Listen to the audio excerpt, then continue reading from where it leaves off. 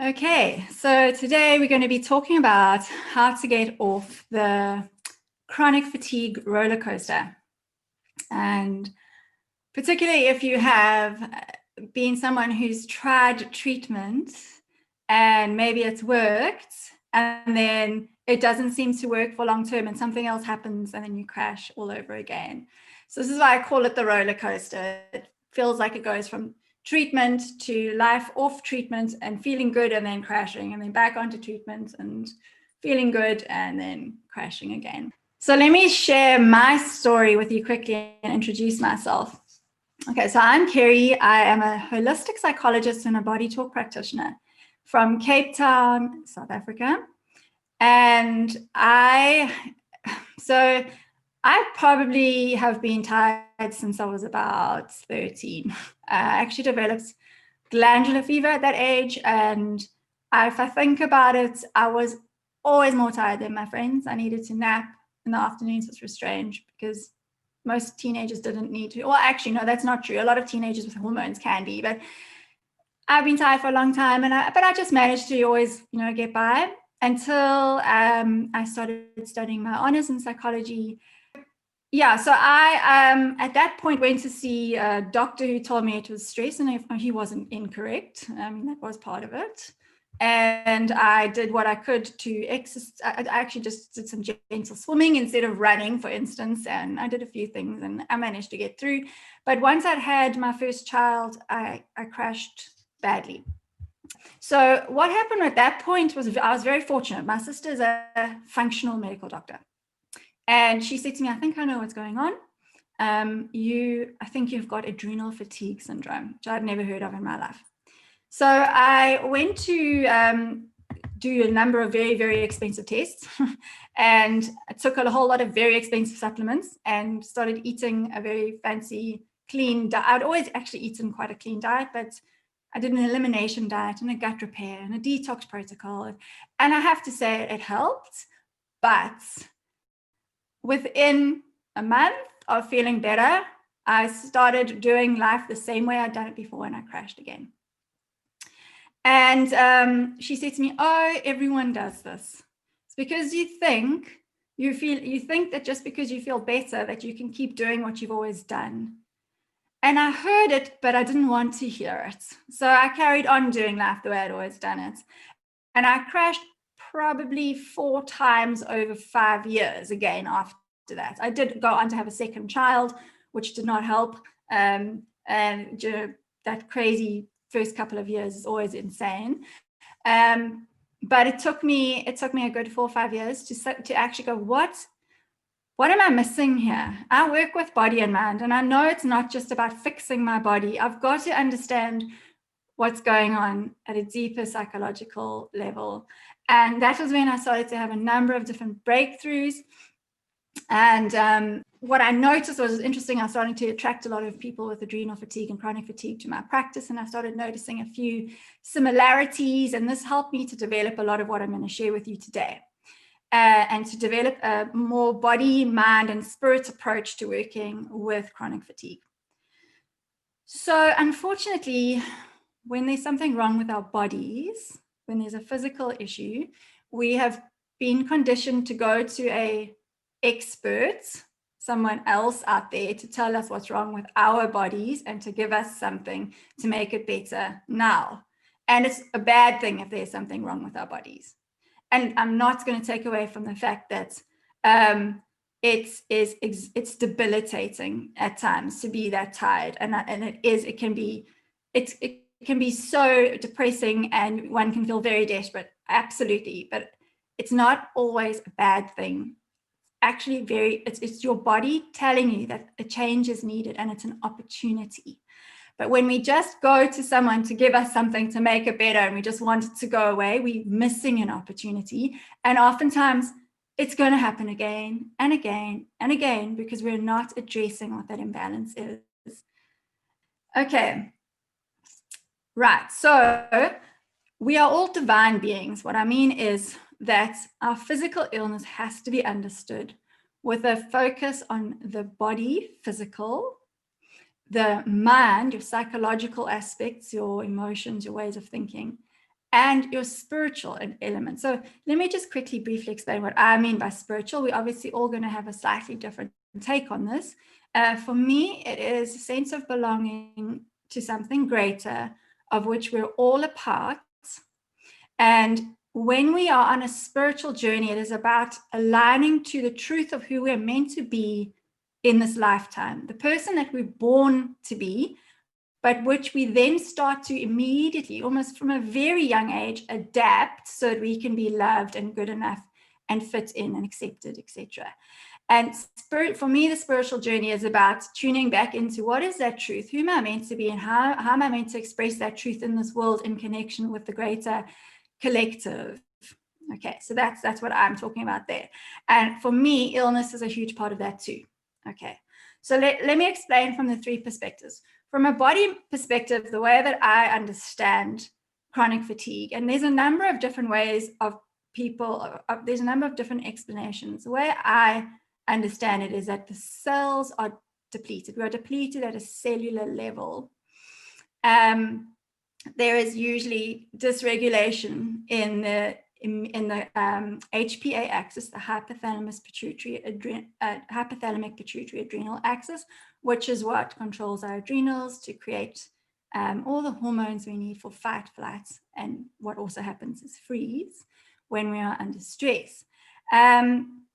And what tends to happen is when we are under chronic stress, we are constantly in this activated state. And when so it's not bad to be in a fight flight state. I mean, it's very adaptive. In fact, it can help us to be motivated. It can help us to achieve and to succeed. But if we are constantly in a fight flight state, then our whole body is in this. So the adaptations that happen to us to become ready to run or to fight are things that are going to impact your digestive system, your immune system, your entire endocrine system, there's numerous systems in your body that get impacted. Your pancreas is impacted. It impacts blood sugar. Your detox pathways are impacted.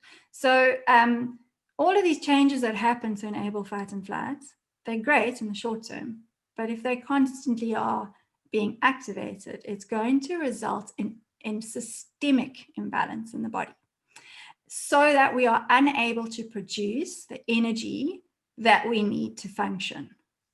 And we are not coming back into the rest digest states where we heal and restore ourselves. So essentially, that is where the depletion is happening on a purely physical level. So you might go to a conventional doctor who's going to say, take vitamin B, any of these possibilities. Take vitamin B, maybe take vitamin D or iron. Perhaps you should try and avoid stressing so much. Sleep more. And maybe he'll try and give you some antidepressants, because that's the other one that often happens. And some of these things might help, but they're certainly not addressing not even the whole physical picture. Your functional medical doctors, your naturopaths, your integrative doctors are more likely to look at the whole picture and give you a better idea of how it all plays into each other. Because for instance, just to give you an example, if your HPA axis is dysregulated and your adrenals are producing too much or too little cortisol, it's going to impact your reproductive hormones. It's going to impact your thyroid. And if you go even to an endocrinologist, they might only focus on the thyroid, or there tends to often be a focus on just one area and not the whole picture. Whereas a functional medical doctor is more likely to look at how does gut health play into that? What is happening with chronic inflammation? When we're constantly stressed, we're constantly producing cortisol, and the body and the immune system is always activated, we're going to go into a state of chronic inflammation. So it's all of it is connected. So then even your functional doctors, they're going to address a lot more, but they're still going to give you something to take that they think is good for you. And a lot of times it's based on some very, very well educated guesses and some good lab tests, etc. But they don't know you. And Also, and so a couple of things happen. Firstly, we tend to then just do whatever they say and just take all the supplements. And what we tend to do, and I've noticed this in so many of my clients, and I did it, is oftentimes I'll explain to you the personality of people who often get chronic fatigue. They're the kind of people who, if a little is good, then more must be better. So if the doctor said I must do this, then I must do that all the day, every day, properly like this. And sometimes actually less is better. In fact, a lot of the time with fatigue, less is better. So what I'm going to explain is that when we use a body, mind, and spirit approach to healing, yes, by all means, take supplements that are recommended, but listen to your body. Listen to what supplements your body needs. Listen to when you need them. Maybe you don't need them every day. You only need them every second day. So it's also about the diet. Only you can truly figure out what you need. Even with those elimination diets, it's very hard to pinpoint it unless you start developing an intuitive relationship with yourself and feeling into what your body needs. So this is what I'm talking about, a whole body, mind, and spirit approach to healing. Instead of just trying to do what someone else tells you to do and hoping that it gets better. It's actually an opportunity to get to know yourself better and to get to know your needs, because I'm going to explain now that disconnecting from your needs is one of the main reasons we develop chronic fatigue in the first place. Okay, so I'm going to say that again. Disconnecting from our needs at a very young age is usually one of the main reasons why we develop chronic fatigue. It's a huge predisposing factor. Okay, so that's going to lead me into the second part, which is the mind part, or the psychology. So when I talk about psychology, I'm referring to the way that you think, it's your emotions, and it is how you perceive and experience the world. So I said just now that stress creates imbalance in the body, but some people don't find life that stressful, and some people find life extremely stressful. When I talk about stress, what I mean is experiencing something as overwhelming and perceiving yourself to be out of control in relation to that. That's usually when we experience stress. When we feel disempowered on some level and we find that the stressor, whatever it is, feels overwhelming. Then the body goes into stress state or threat state and responds. Now, why is it that some people are more easily overwhelmed? And overwhelm is a huge word I hear with people who are chronically tired. Often they feel overwhelmed. And other people seem to manage it so much easier. And for me, the answer lies in to some degree, your temperament, but to a large degree, your childhood experiences. And yes, I'm a psychologist, so this sounds very cliched, but quite frankly, I can't understand any other way how to understand it. You can carry transgenerational trauma as well. This also can play a factor, but with that, so now you're carrying that and you come into this lifestyle, this lifetime, how you experience stress and how other people around you experience stress and emotions with you plays a massive role in how safe you feel and how good enough you feel. So let me explain this more. So what I noticed was that most of my clients had this very similar personality type. For an easy way to explain it, it's very similar to being type A. So I don't know how many of you resonate with this, but being a perfectionist, kind of needing to be in control, often quite responsible and capable and good at doing that kind of stuff, needing to achieve and succeed. There's other aspects to it that I noticed. Often the need to rescue others, the need to fix, the need to help, possibly battling to say no and put boundaries in place. It's also another part of this. So the way I understood it is that when we grow up in an environment where when we express an emotion, it's not allowed. It's not just allowed to be there. It's either criticized, it's suppressed, you are told to go to your room, you are told to stop being a baby, you are given food to shut you up. In all of these experiences, what you're not experiencing is emotional holding. You're not learning that it is safe for me to feel what I feel and to express what I feel. And that is a very scary feeling for a child because we feel our emotions in our bodies as a felt sense. And when we can feel that felt sense and no one else around us knows what to do with it, or they want to punish us for having it, it's so scary. We'd rather just disconnect from feeling it. Okay. And instead, to feel in control and to feel safe, we start to do what we think is going to be valued. So if we get told that, if we find out that being neat and tidy is, it's what makes us valued, and therefore I feel safe and I feel in control. And also when I tidy my room, I feel like I'm in control. So this is good. So we develop these adaptive mechanisms, and we adapt ourselves to both feel in control and safe, especially when the emotions are triggered, and to be loved and accepted. And we witness our parents doing it too, because usually if our parents can't hold our emotions, it's because they can't hold their own emotions. And so they will have adapted themselves in certain ways. And usually they'll be possibly quite controlling. They will be people who don't want to talk about emotions, who keep it all inside, who get very busy and organized, and they do when they start to feel a bit shaken by things. So we witness this, and we actually then can often model it. So we develop these coping mechanisms, which I call the holding self. We hold it all together. We hold our emotions close. We hold ourselves up to high expectations, and we try and hold everyone else together, and we try to hold everyone else's stuff as well. And it's a whole lot of holding, and it's a lot of exhaustion.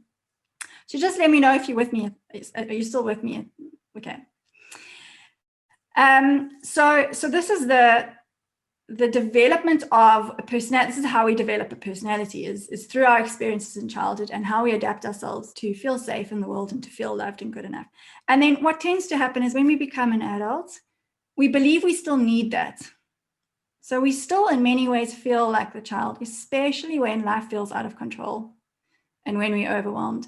So we react as if we're that child, and we put in all those same coping mechanisms. We find that we get very busy. We want to try and control life with whatever mechanisms we had. There may be some distractions and escapism as well. So for some, becoming a workaholic is also a distraction. It's an escape. Obviously, drugs and substances are also escapes.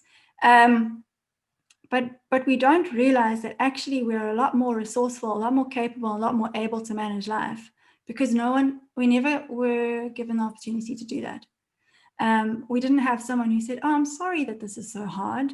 Yeah, I'm just going to stay with you. You're safe. Let's go through this together." It's a very different experience to stop crying. It's going to be fine. In other words, I'm too scared of this. Let's make it go. We don't want to go through this. This emotion stuff is scary. And so we learn that when things feel overwhelming and stressful, it's too much. We must stop it. We mustn't feel it. We must do something else to feel safe and to feel in control. So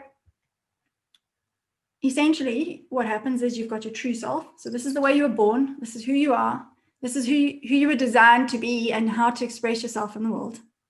And you were born shining your lights very bright in the world.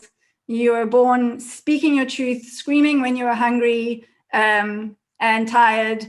And then you learned, no, hold on, this upsets people, or they shut me down, or they abandon me when I do this. So we start to develop this adapted self until we have this adapted self that's so far away from our true self that we have what's called dissonance between these two. And what I find is for a lot of people around the 20s is where this dissonance starts to show up in physical and emotional symptoms.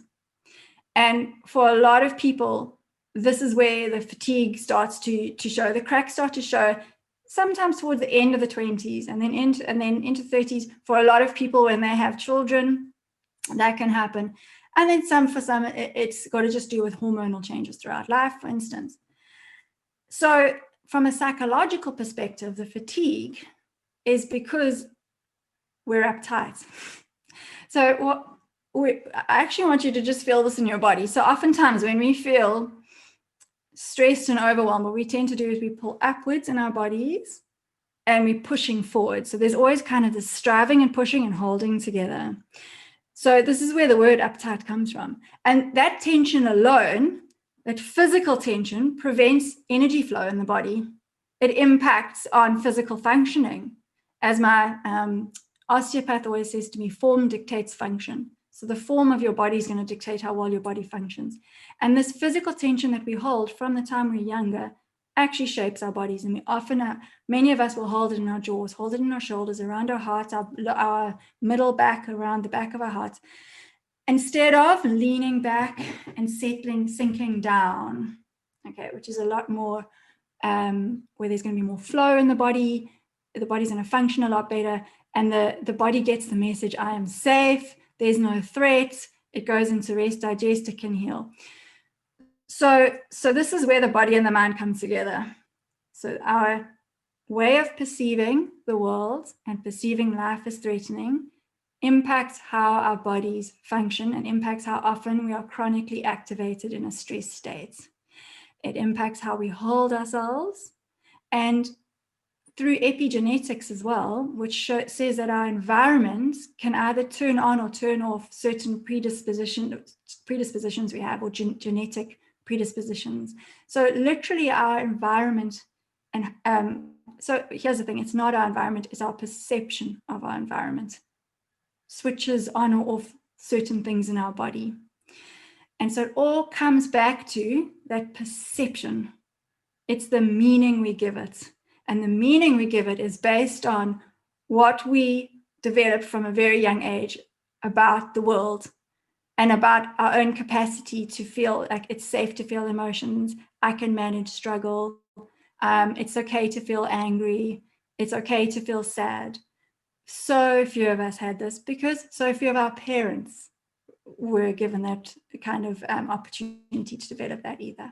Okay, and also children were there to be seen and not heard generally. These days more so, children are allowed to express their truth, but we weren't really allowed to be angry and say we disagreed. It would often result in us being shut down. So we adapt ourselves, we develop this other self, and it just becomes exhausting to be that person. Okay, so spiritually, like I've said, to the degree you're disconnected from your truth is how ill we can start to become. This is where I'm going to start bringing in more of the sort of spiritual talk. I believe that for many people, chronic fatigue is very related to awakening. And what I mean by awakening is aligning to your truth, aligning to what your truth is in the world. For some, becoming ill precedes awakening because, like for instance, for me, I realized that I had to look at myself and really get to know myself better and how I was living my life and literally doing life. So for me, I started to awaken to a new consciousness of myself, which started this whole unfolding spiritual journey for me. So oftentimes chronic illness can precede awakening to your truth if you choose to use it as an opportunity. Okay. If you choose to look at why have I got this imbalance? What is it within me that I'm not looking at or not allowing that is causing me to become ill? What is it that I'm doing too much of? Why am I doing that? What am I trying to avoid? For other people, the awakening, and which I feel is happening on a much greater level right now, and I'll explain that more, brings about physical changes in our body, which creates fatigue as well. So the fatigue is like a symptom of energetic changes that are happening on a massive level at the moment. In many ways, old systems are falling away in life. The old patriarchal systems, old unconscious masculine systems are no longer serving us. They're falling away. And most of us have lived our lives according to that hierarchical structure needing to be in control, linear, logical. We're being called as a planet to be more deeply in touch with our bodies, to be more in tune with our intuition, to be more in tune with nature, with each other, to have compassion, to tune into those more feminine gifts. And as that is shifting energetically, it actually creates physical changes in the body, in the body. So this is how chronic fatigue can both precede awakening and can also be a result of awakening that's happening on a collective level.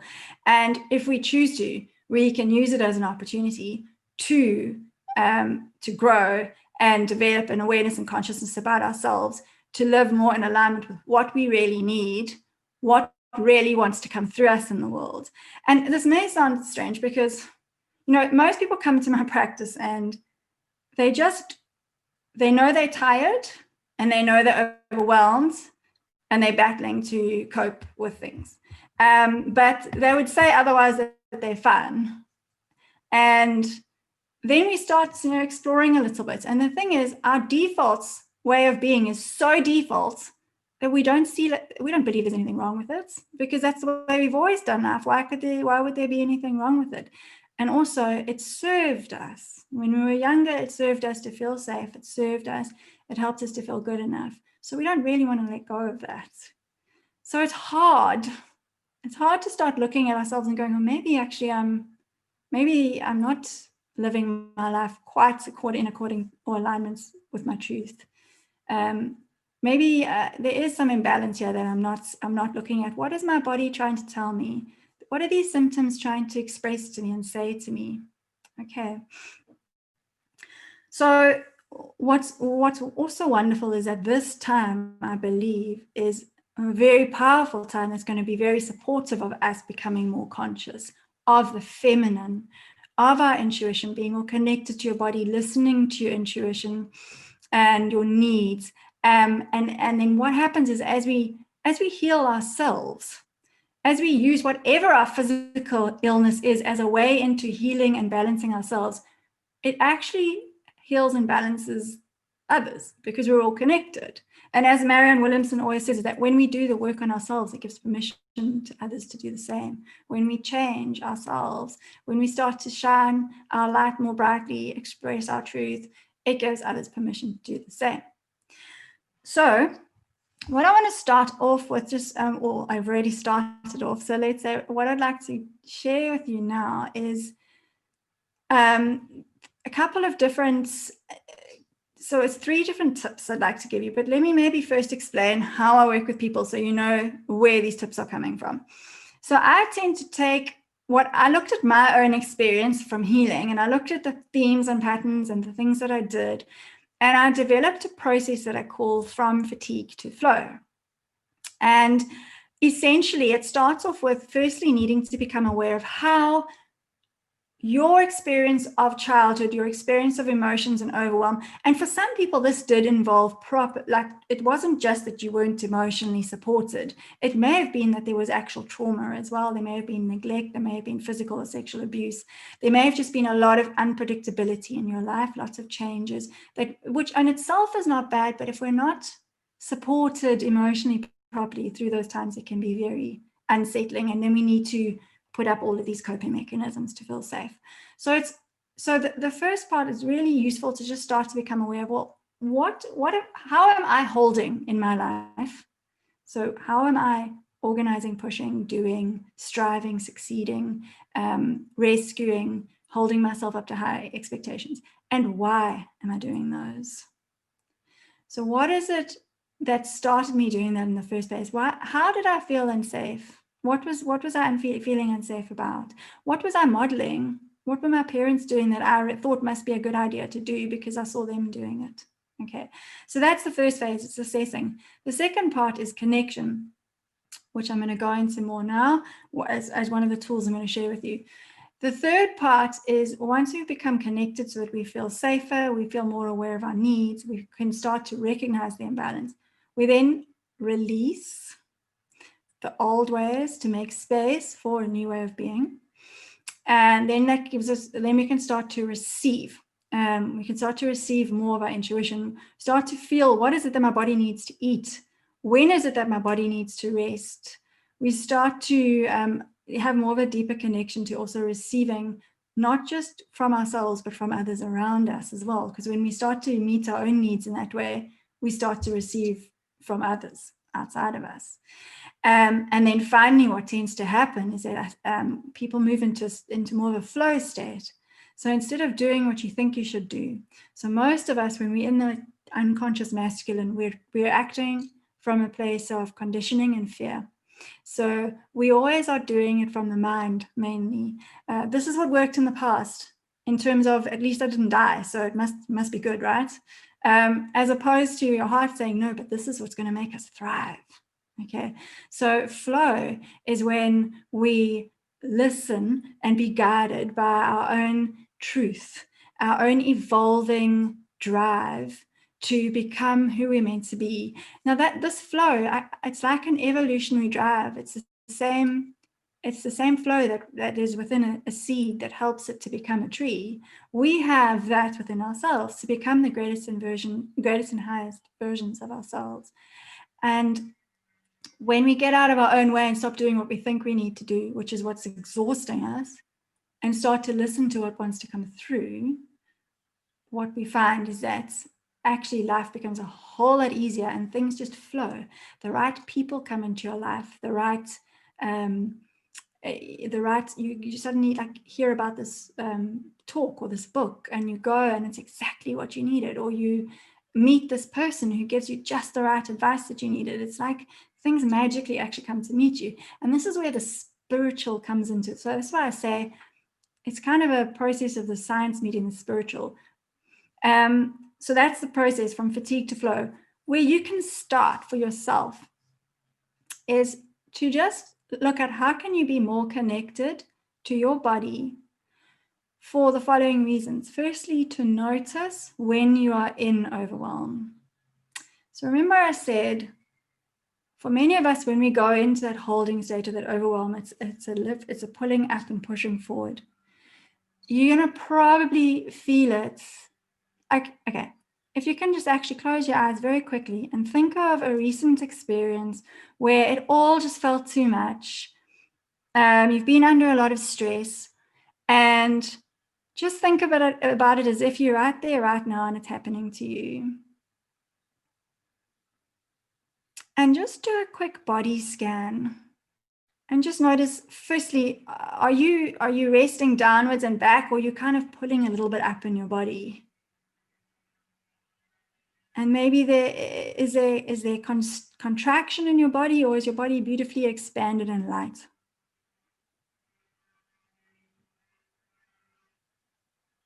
And then notice for you particularly, when you're in overwhelm, where do you hold in your body? Is it in your jaw, your neck, your shoulders, your throat, your stomach?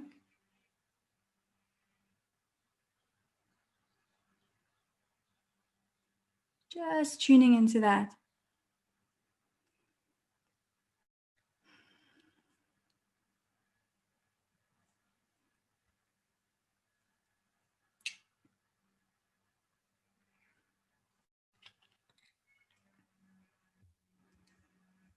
So I'll say, for me, it was really interesting to notice how I would have like a tight band around my chest and around my back.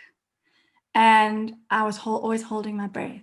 So for most of us, we'll do that. We actually don't breathe properly.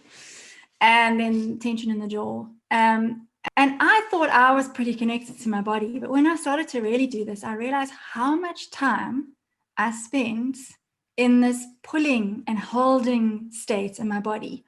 And every time we're in that place, our nervous system is activated. Our body is feeling threatened. And on some level, we're not feeling safe. That is why we're holding like that. And it's why we're always tired. Okay. So the beauty about this is when you start to notice how you're holding in your body, it is there's two things. Notice how you're holding in your body, but also start to notice what you do when you're overwhelmed. Do you start tidying your house? Do you start writing lists and planning and organizing? Do you start trying to fix all the problems that other people have? Do you just freeze and you can't do anything? Do you procrastinate and just become totally overwhelmed? Because these are also indications for you, I am not feeling safe. I'm feeling overwhelmed. And essentially what's actually happening is you are feeling like a child again. You are feeling like that child who was often overwhelmed and didn't feel safe, and no one really gave you the tools to know that it was okay and you're going to get through this and it's not going to be the end of the world. Okay, so instead, we tend to hold like that and just keep on putting our coping mechanisms in place and pushing and striving and doing whatever we do until something shifts a bit and we finally can go back to feeling a little bit more relaxed.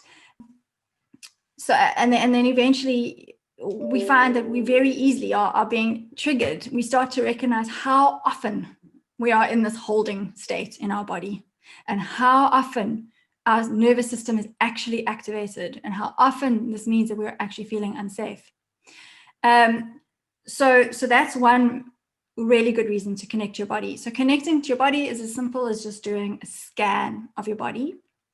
Then the other reason to connect to your body is because when you connect to your body, you're connecting to your inner child. You're connecting, it's like your adult self is connecting to that inner child part of you that felt so overwhelmed.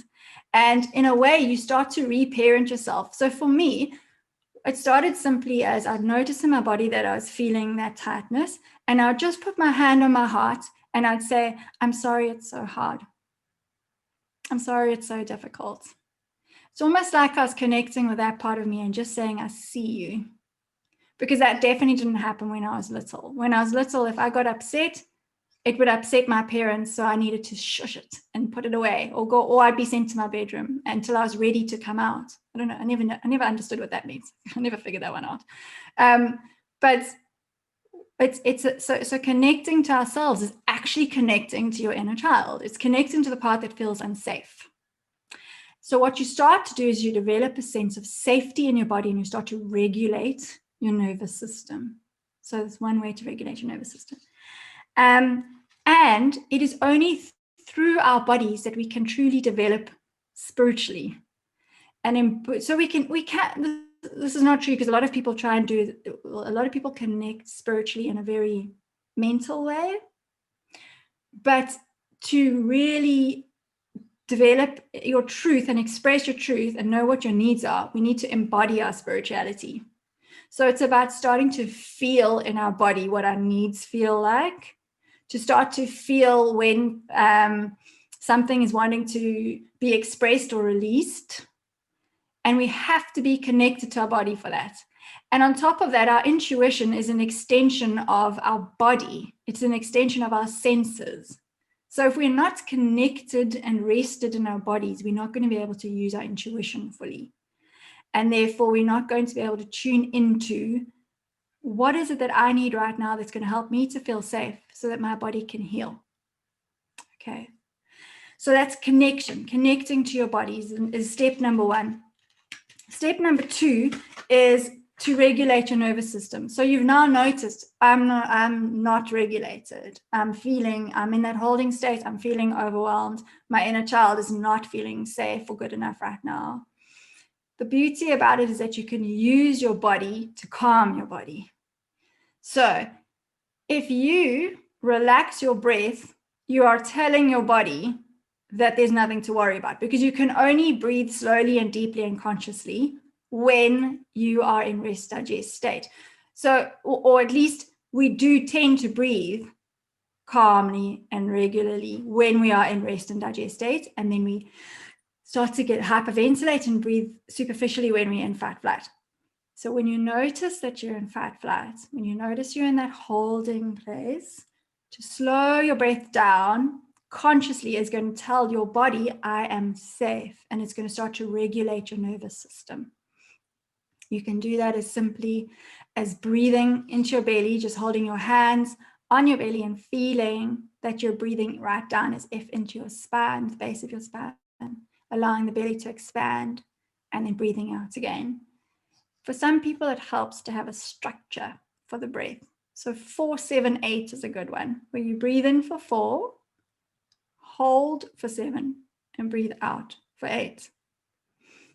I don't know if you want to just try that with me quickly. So you breathe in for 4, 1, 2, 3, 4, 1, hold, 1, 2, 3, 4, 5, 6, 7. Breathe out, 1, 2, 3, 4, 5, 6, 7, 8. You may find you'll have to speed up or slow down the counts for yourself, depending on what works for you. But you'll see the emphasis is on that out breath. We often, when we do breathing exercise, we emphasize breathing in. You actually want to emphasize releasing with the out breath, and then it actually enables you to breathe in more fully. Okay, so you emphasize the out, you release, and then you receive life with your breath. So here's just another thing. When we're afraid of what life has to offer, we don't want to breathe it in fully. Also, the more fully we breathe, the more we connect with the emotions. This is one of the reasons why we often don't breathe fully. So it's about receiving life. So breathing is a way to regulate use your body to regulate your nervous system. Touch. So a simple exercise, just stroking yourself, just stroking your shoulders, stroking your face, and literally just gentle touch and being with yourself. So again, it's like you're being with your inner child. You're reparenting that part of yourself, but you're also releasing oxytocin, which helps to balance the nervous system. So just gently stroking your face, stroking your shoulder. We often hold so much stress in our throats, just stroking your throat. So again, if I notice that I'm in a holding and I'm uptight, I feel it in my body, I will breathe and just stroke. Okay, it's going to be all right, or hand on my heart. I know it's hard, but it's going to be okay. So self-talk is obviously a part of that as well. Another one that is so powerful that I've used so much this year is shaking. I'm going to stand up to show you this. Okay, so firstly, just to say, animals normally shake in the wild as they tremor after trauma to release it. When we're holding stress, we don't usually find an outlet. It just stays in our body. So this kind of shaking is very good to release. So you keep your feet on the ground. So you keep the balls of your feet connected the whole time. Ideally, do this outside if you can, connected to the earth. And you just shake your body. So you bounce up and down, and you make your body really loose, and you just shake like this. And obviously just be careful with your head and your neck, and just shake for as long as you feel like you can. If you're feeling very tired, go gently. And when you stop, you'll notice that you actually have like a buzzing feeling in your body, because it stimulates energy flow as well. So it not only regulates your nervous system, but it also stimulates energy flow. So it's a really, really great thing to do. So when I'm battling with my children and I'm losing my temper, I'll often just go and quickly shake in the bedroom, and it helps just to bring me back down again. So shaking, stroking, using your breath. So that's point number 2. So 1, connect. 2, when you're out of balance, you notice you're out of balance through connecting. 2, use your body to calm yourself. And then 3, find ways to break your cumulative stress. So doing any of these regularly means you are going to break that constant activation of fight flight that you're in. So it actually needs to be a discipline. I try and it's a bit of time in the morning and a bit of time at lunchtime to just tune in and breathe, because otherwise, without knowing it, we're constantly staying in that holding state the whole day. We are in fight flight the majority of the time. We haven't gone into rest and digest, which is where we can heal. And so the only way you're going to do this is to make a conscious effort to find a time to bring in a way to connect yourself and to calm your body and break that cumulative buildup of stress in your body, which is what feeds the depletion. We need to consciously choose to bring a practice into our life. And for me, I had to crash over and over and over again before I realized the only way that I'm going to get better is to consciously tune into the state of feeling unsafe and to meet it and to meet that part of me that feels unsafe, to help that part to feel safe again. And then fortunately, you can't just take a pill for that. And you can't just eat the right food. It's part of that, possibly, but it's not the answer. And that's the hard part for most people. All right. Thanks so much, everyone. It was lovely to chat today, and take care, and wishing you all the best.